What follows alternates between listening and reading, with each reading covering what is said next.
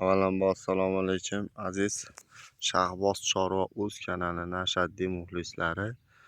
Bugun mana inshaalloh 7-aprel kunimizga, hafta kunimizga seshanba.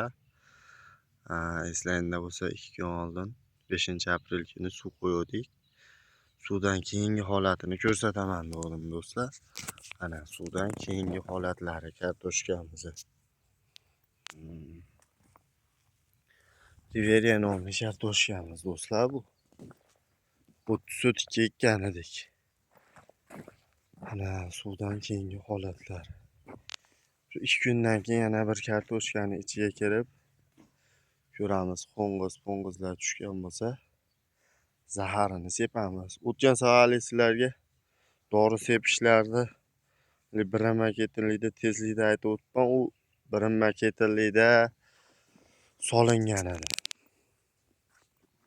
Asosiy 2 ta dorisi, 2 marta berilgan dorisi 3-4 kun oralatib berildi. Birinchi dorisidan keyin kartoshkani agromofos bilan amofosni aralashtirib birinchi seffor dedik.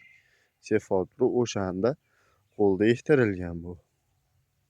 Undan keyin yaqinda 10 kun oldin birinchi dorisini berib turib kultivasida, ikkinchisini keyin arig'ini olayotganda berdik.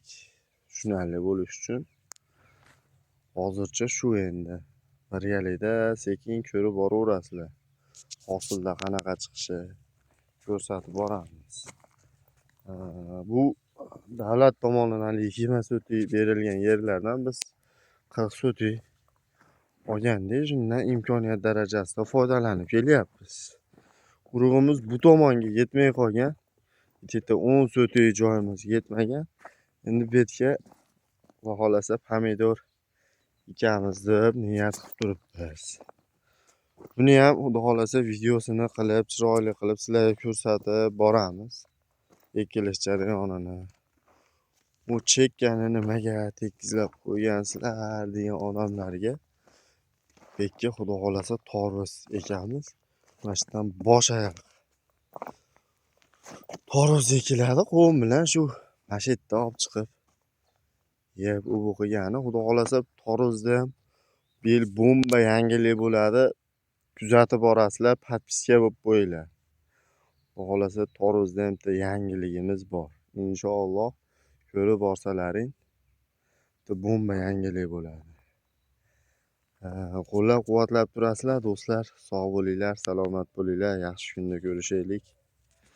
Mana kartoshkamiz yana bir qator holatini ko'rib berasizlar.